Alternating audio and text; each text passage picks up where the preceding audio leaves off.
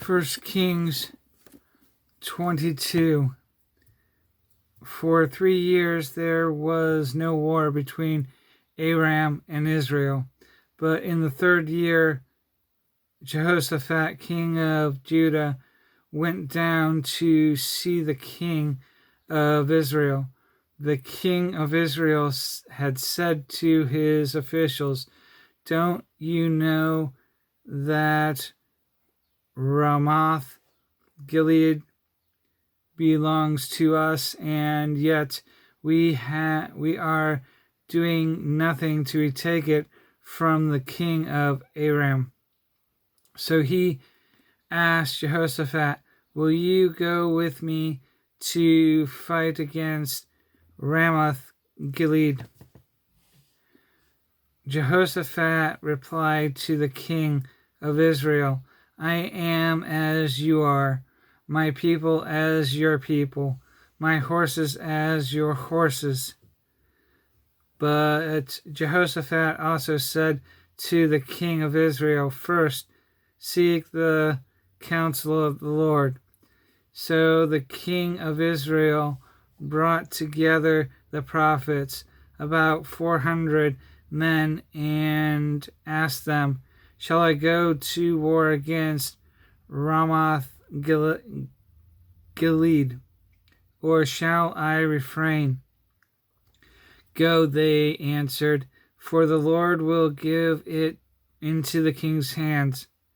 But Jehoshaphat asked, "Is there not a prophet of the Lord here whom we can inquire of?"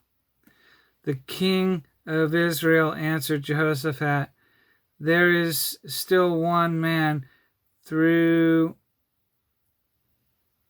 whom we can inquire of the Lord, but I hate him because he never prophesies anything good about me, but always bad. He is Milcah, son of Imlah."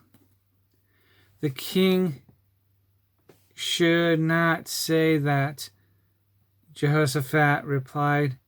So the king of Israel called one of his officials and said, "Bring Milcah, son of Imlah, at once." Dressed in their royal robes, the king of Israel and Jehoshaphat, king of Judah, were sitting on their thrones at the threshing floor by the entrance of the gates of Samaria, with all the prophets prophesying before them. Now Zedekiah, son of Kenana, had made iron horns, and he declared, "This is what the Lord says, with these you will gore the Arameans until they are destroyed." All the other prophets were prophesying the same thing. "Attack Ramoth Gilead and be victorious," they said, "for the Lord will give it into the king's hands." The messenger who had gone to summon Micaiah said to him, Look as one man, the other prophets are predicting success for the king. Let your word agree with theirs and speak favorably." But Micaiah said, "As surely as the Lord lives, I can tell him only what the Lord tells me." When he arrived, the king asked him, "Micaiah, shall we go to war against Ramoth Gilead, or shall I refrain?" "Attack and be victorious," he answered, "for the Lord will give it into the king's hands." The king said to him, "How many times must I make you swear to tell me nothing but the truth in the name of the Lord?" Then Micaiah answered, "I saw all Israel scattered on the hills like sheep without a shepherd. And the Lord said, These people have no master.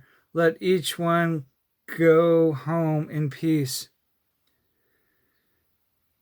The king of Israel said to Jehoshaphat, "Didn't I tell you he never prophesies anything good about me, but only bad?" Micaiah continued, "Therefore, hear the word of the Lord. I saw the Lord sitting on his throne with all the host of heaven standing around him on his right and on his left. And the Lord said, Who will entice Ahab into attacking Ramoth Gilead and going to his death there?" One suggested this and another that. Finally, a spirit came forward, stood before the Lord, and said, "I will entice him." "By what means?" the Lord asked. "I will go out and be a lying spirit in the mouth of all his prophets," he said. "You will succeed in enticing him," said the Lord. "Go and do it." So now the Lord has put a lying spirit in the mouths of all these prophets of yours. The Lord has decreed disaster for you. Then Zedekiah, son of Kenana, went up and slapped Malachah in the face. "Which way did the spirit from the Lord go when he went from me to speak to you?" he asked. Malachi replied, "You will find out on the day you go to hide in the inner room." The king of Israel then ordered, "Take Micaiah and send him back to Amon, the ruler of the city, and to Joash, the king's son, and say, 'This is what the king says. Put this fellow in prison and give him nothing but bread and water until I return safely.'" Micaiah declared, "If you ever return safely, the Lord has not spoken through me." Then he added, "Mark my words, all you people." So the king of Israel and Jehoshaphat, king of Judah, went up to Ramoth Gilead. The king of Israel said to Jehoshaphat, "I will enter the battle in disguise, but you wear your royal robes." So the king of Israel disguised himself and went into battle. Now the king of Ammon had ordered his 32 chariot commanders, "Do not fight with anyone small or great, except the king of Israel." When the chariot commanders saw Jehoshaphat, they thought, "Surely this is the king of Israel." So they turned to attack him. But when Jehoshaphat cried out, the chariot commanders saw that he was not the king of Israel and stopped pursuing him. But someone drew his bow at random and hit the king of Israel between the sections of his armor. The king told his chariot driver, wheel around and get me out of the fight. I've been wounded." All day long the battle raged, and the king was propped up in his chariot facing the Armenians. The blood from his wounds ran onto the floor of the chariot, and that evening he died. As the sun was setting, a cry spread through the army, every man to his town, every one to his land. So the king died and was brought to Samaria, and they buried him there. They washed the chariot at the pool in Samaria, where the prostitutes bathed, and the dogs licked up his blood, as the word of the Lord had declared. As for the other events of Ahab's reign, including all he did, the palace he built and inlaid with ivory, and the cities he fortified, are they not written in the book of the annals of the kings of Israel? Ahab rested with his fathers, and Ahaziah, his son, succeeded him as king. Jehoshaphat, son of Asa, became king of Judah in the 4th year of Ahab, king of Israel. Jehoshaphat was 35 years old when he became king, and he reigned in Jerusalem 25 years. His mother's name was Zuabah, daughter of Shilhi. In everything he walked in the way of his father Asa, and did not stray from them. He did what was right in the eyes of the Lord. The high places, however, were not removed, and the people continued to offer sacrifices and burn incense there. Jehoshaphat was also at peace with the king of Israel.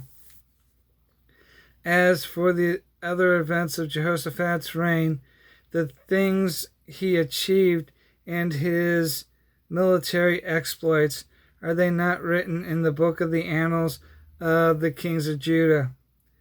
He rid the land of the rest of the male shrine prostitutes who remained there even after the reign of his father Asa.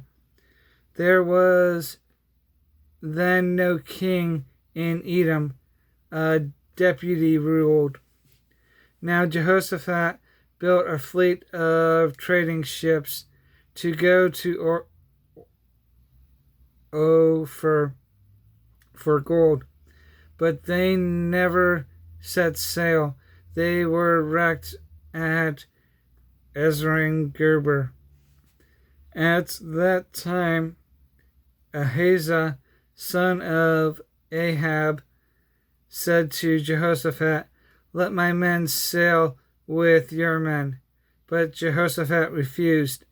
Then Jehoshaphat rested with his fathers and was buried with them in the city of David his father.